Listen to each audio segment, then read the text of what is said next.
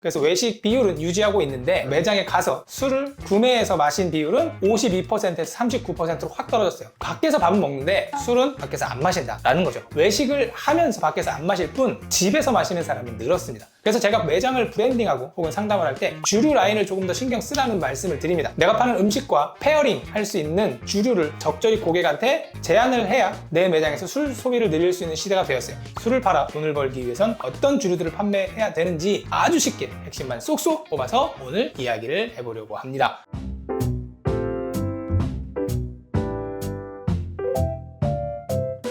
안녕하세요. 브랜드 만드는 제이아빠입니다. 얼마 전 서울 국제 주류 와인 박람회에 다녔습니다. 거기서 이제 2025년 주류시장 트렌드에 관한 공식 보고서가 나왔어요. 올해 주류시장은 어디로 가고 있고 요즘 뜨는 술은 뭔지, 잘 안 팔리는 술은 뭐고, 사람들이 술을 얼마나 먹고 왜 안 마시고 왜 어떤 건 잘 마시는지, 술을 팔아 돈을 벌기 위해선 어떤 주류들을 판매해야 되는지 이 보고서 내용을 토대로 아주 쉽게 핵심만 쏙쏙 뽑아서 오늘 이야기를 해보려고 합니다. 좋아요와 구독 살포시 눌러주시고 시작하도록 하겠습니다. 보고서에서 이야기하는 첫 번째 포인트는 주류 소비 시장의 변화예요. 요즘 술이 왜 이렇게 안 팔리지? 사람들이 요즘 술을 예전보다 덜 마시나? 왜 덜 마시지? 예전처럼 회식 안 하는 게 이유인가? 이런 추측들이 있는데 주류 소비 환경이 변화된 이유를 설명합니다. 여기 보시면 워스업 32%라고 나오는데 2024년 기준 작년보다 나는 재정 상태가 안 좋아졌다라는 소비자가 전체 소비자의 32%예요.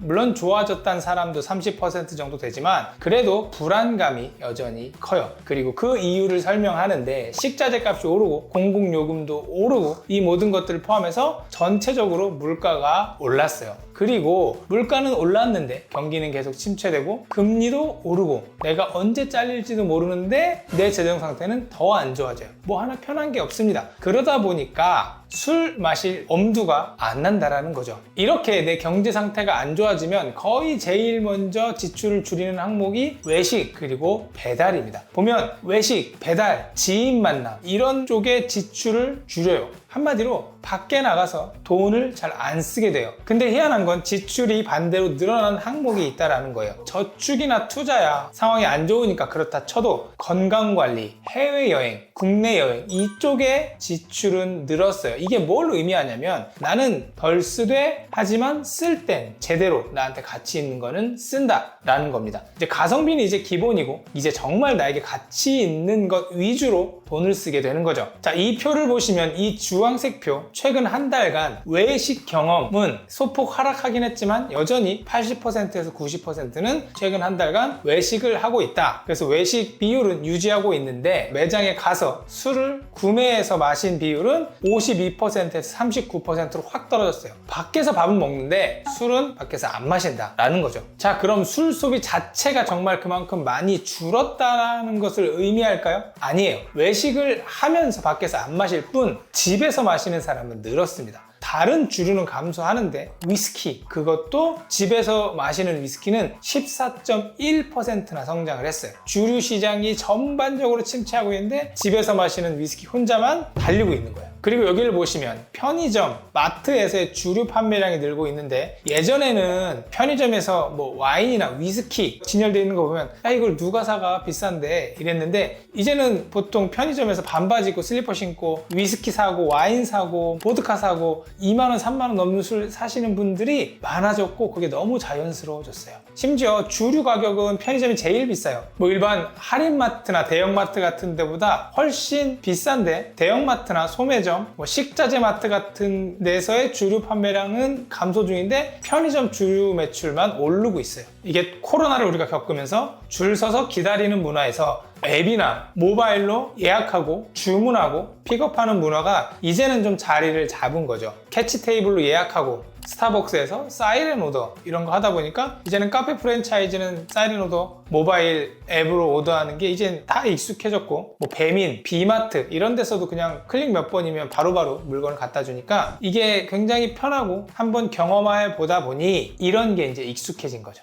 이게 편의점이랑 주류 시장이 맞물리면서 편의점과 그리고 집에서 술을 소비하는 게 더 성장한 거예요. CU에서 운영하는 CU 바나 GS25에서 운영하는 와인 25 플러스 그리고 이마트 24의 보틀 오더 같은 이런 미리 사전 예약하고 주류 픽업 해주는 서비스가 지난 3년간 엄청나게 성장을 하게 된 배경도 바로 이런 거죠. 줄을 설 필요도 없고 매대 없는 희귀한 아이템도 구매할 수 있고 이런 여러 가지 장점 때문에 편의점 픽업 주류 서비스가 요즘에 엄청나게 성장하고 있어요. 한동안 편의점에서 4캔에 10,000원 하는 수입 맥주가 엄청나게 많이 팔렸는데 이제는 사람들이 구매하는 주종도 많이 바뀌었어요. 말씀드린 것처럼 위스키도 많이 성장을 했지만 맥주를 끌어내리고 그 맥주 판매량을 대체한 게 바로 하이볼입니다. 캔으로 하이볼을 팔죠. 편의점 주류 판매의 무려 55%를 하이볼이 판매를 하고 있다고 해요. 혼술하기도 좋고 트렌드에도 딱 맞고 요즘엔 생레몬 슬라이스가 들어가 있는 하이볼들도 많이 있잖아요. 그리고 오픈캡이라고 아사히 생맥주 캔에서 판매하던 것들을 하이볼에서 이렇게 판매를 하면서 하이볼이 편의점 주류 시장의 상승세를 이끌어가고 있어요. 자, 그렇다고 맥주도 가만히 있진 않죠. 카스 신선 픽업이라고 오비 맥주 스마트 오더로 주문하면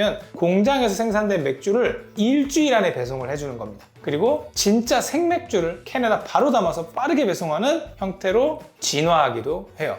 이렇게 큰 주류 회사들도 시장이 바뀌고 매출이 떨어지다 보니까 상황이 바뀌었다라고 그냥 한탄하는 것이 아니라 내가 가지고 있는 내 주종을 어떻게 하면 손님들한테 매력적으로 팔 수 있을까를 많이 고민한다라는 거예요. 이렇게 계속 노력하는 모습 그리고 계속 변화하려는 모습은 매장에 그냥 소주, 맥주만 진열해 놓고 손님이 왜 안 오지? 라고 한탄만 하는 일부 사장님들도 조금 고민해 볼 필요가 있다고 생각을 합니다. 그리고 주류시장의 변화 세 번째는 바로 주종이 세분화됐다라는 거예요. 예전처럼 소주 아니면 맥주 이제는 그게 안 먹힙니다. 말씀드린 것처럼 위스키는 여전히 인기가 있어요. 다만 위스키는 가격이 비싸고 저렴하고가 크게 의미가 없어요. 왜냐하면 위스키는 이미 취향의 영역으로 넘어와서 개인이 선호하는 브랜드별로 지속적으로 성장을 하고 있어요. 하지만 반면에 불경기가 이어지고 건강에 대한 염려도 있어서 도수가 낮고 부담이 적은 술들, 가격이 부담스럽지 않고 오래 마실 수 있는 술들이 더 상대적으로 성장을 하고 있어요. 대표적으로 말씀드린 하이볼, 라이트 맥주, 무알콜, 과일 소주, 막걸리, 특히 요즘에 제로, 저칼로리 이런 술들이 굉장히 많이 팔리죠.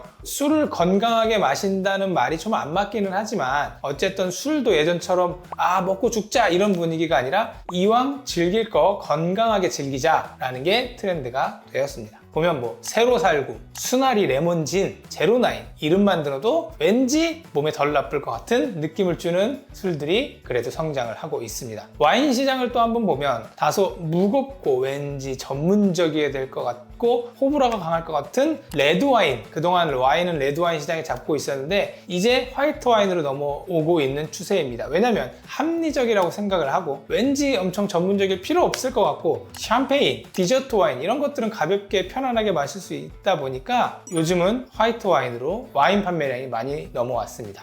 여지껏 2025 주류시장 트렌드 정리를 한번 훑어봤는데요. 정리하자면 이겁니다. 일단은 첫 번째, 경험이랑 가치를 중요해 한다라는 거예요. 비싼 위스키, 나의 취향의 영역이니까 가격에 크게 상관없이 선택하는 반면 나는 술을 부어라 마셔라 막 먹지 않겠다, 건강하게 먹겠다, 제로 소주나 라이트 맥주, 하이볼 이런 것들도 많이 넘어오고요. 그리고 밖에서 먹는 것보다는 집에서 많이 먹는다. 특히나 편의점, 픽업, 그리고 고급 술 이런 것들을 조금 예전에는 특별한 날에만 먹었다면 이젠 일상으로 고급 술 같은 것들도 많이 판매가 되고 있습니다. 그리고 개인의 취향 이런 것들이 굉장히 중요하게 된 거예요. 제가 이전에도 한번 말씀드린 적이 있는데 술도 이제는 음식을 먹고 옆에서 소주 마시고 맥주 마시고 이런 것보다 술도 하나의 문화, 하나의 메뉴, 하나의 스토리로 되고 있다고 말씀드린 적이 있는데 같은 맥락이라고 이해를 하시면 될 것 같아요. 그래서 제가 매장을 브랜딩하고 혹은 상담을 할 때 주류 라인을 조금 더 신경 쓰라는 말씀을 드립니다. 내가 파는 음식과 페어링 할 수 있는 주류를 내가 이해하고 적절히 고객한테 제한을 해야 내 매장에서 술 소비를 늘릴 수 있는 시대가 되었어요.